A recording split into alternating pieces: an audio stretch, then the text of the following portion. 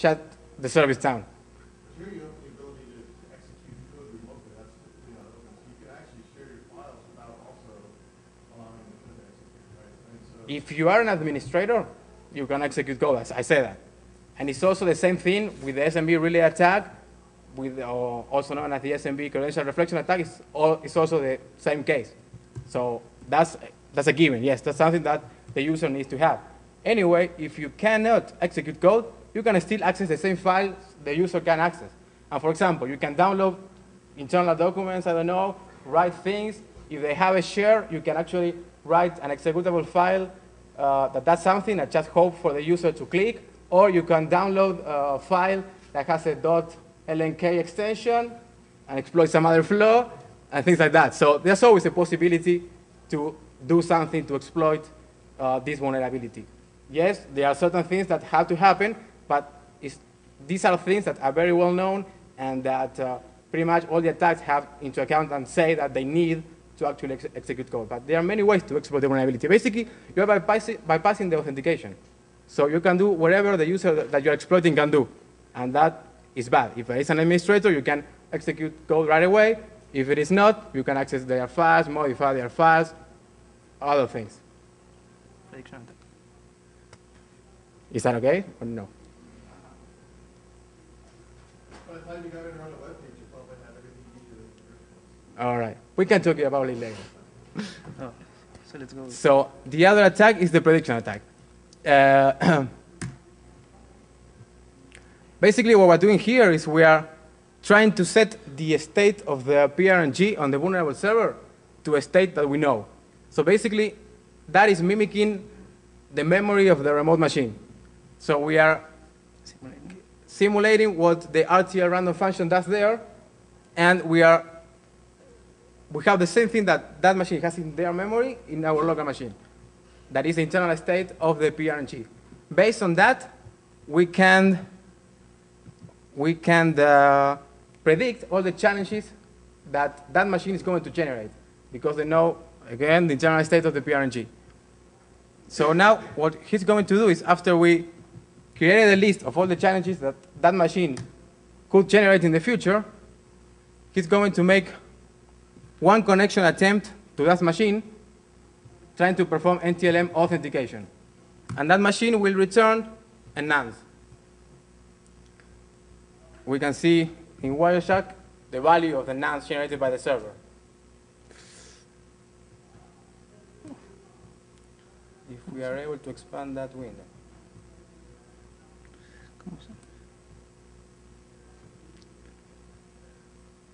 There you go.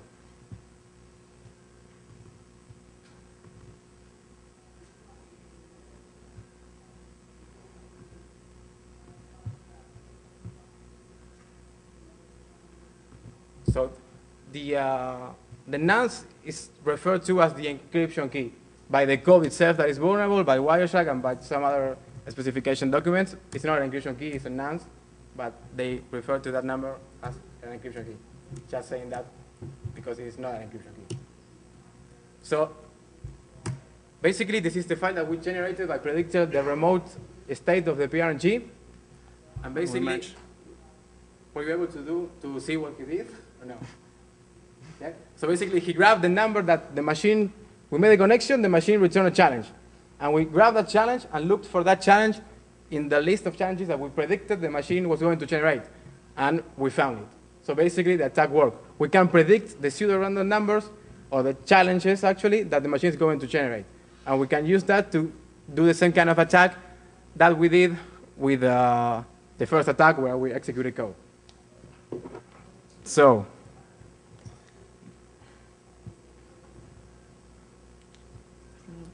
does anyone else agree with what he was saying, or is just him? Yeah, go ahead. Yes, the original advisory already had all the exploit code. It was not executing code, it was just writing a file in some directory. And this is rewrite done in Java, and yes, we are going to provide that. Yeah, on the internet. No, No, sorry about that. I don't know. I put some message in some mailing list, or you can give me your email. I can send you the link when it's available. Yes. The technique of using an email to force the victim to do SMB challenges, presumably that requires that you don't have SMB blocked with the firewall. Yes. Most likely, this will be exploited in your internal network, not over the internet. The same thing happened with SMB relay or SMB credential reflection, but yes, that's the most likely scenario. That's correct. Yes? You said the challenges were the same on computers. Are they the same on every single computer, or does that change with different domains? Almost. I mean, actually, to try to explain that, we need to explain a lot of things that we have to explain how we kind of have to do like a cryptanalysis of the whole Maglaglia-Marsaglia system, and we're kind of don't like half the work that is needed, and we can tell you a lot of things. Like, for example, some of these things are in the conclusions. One thing is that the function, the seed used by the Maglaglia-Marsaglia system is reseed every time that you make the connection, and also you can add the fact that that's bad, because usually the code is using the same seed more than once, because they are using the current system time, and when they use the current system time, they actually, for example, have two calls to get the current system time. One is the call that is used to return in the packet that we mentioned, the SMB packet, the current system time to the attacker, and inside the get encryption call, they have another function. But because of the resolution of the timer, and because this is a multi-threaded, we think, server, the value returned by those calls is the same. So that's why they are leaking the time. It also has to do with the way the Maglaglia system works and a lot of things that we can talk about it in the hallway if you want, but it is possible that you can also, since we can predict and we can set the internal state of the PRNG to whatever state we want, we can practically force any machine to return the challenge that we want. So, okay. So basically, how much time do we have? A minute? Okay, that's fine. So basically, in summary, like I said, what we found is, I think it's a big deal. I mean, from a technical standpoint, at least, I don't care about the hype or anything like that. When we found that, it was like, I can't believe this is happening, because it was like, I said the one thing that it should not be failing in the protocol, and it was failing. And that to us was very interesting. And from all the attacks that we showed, the passive replay attack and the active replay attack, although I think they are very efficient, because you saw that to exploit the attack, it took us, I don't know, seconds, not even a minute, you can actually improve that more. For example, instead of gathering 8,000 challenges, you can gather less challenges. You can also combine the prediction of challenges and only gather one challenge. You can do a lot of things if you put the time into actually making the attack better. We didn't do it first because we have a limited amount of time to spend on this, and then because we think that the attack that we have is efficient enough. About the prediction attack, like I said, basically what I was going to say here is what I said to him, is all the things about the fact that the server is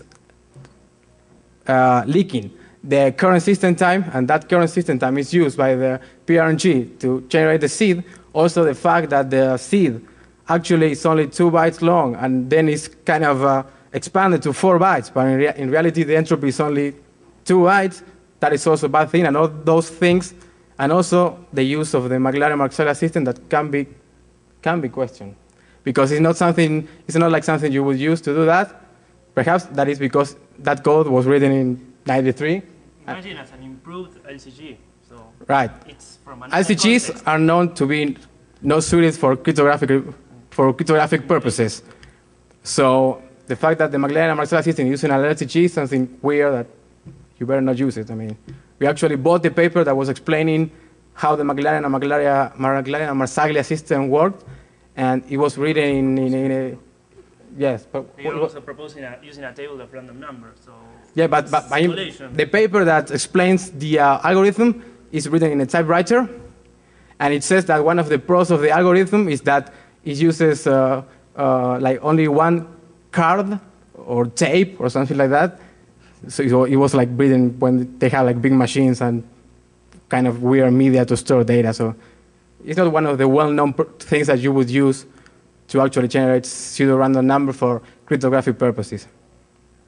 The other thing that we wanted to say is that it leads to remote code execution. If Microsoft accepts that with SMB relay or SMB credential reflection, you have to accept that in this case. Like I said, one thing to remember that is something that is well known or that is known inside the security community is that a PRNG is not the same thing as a cryptographically secure PRNG. For example, like I said, LCGs are not supposed to be used in cryptography.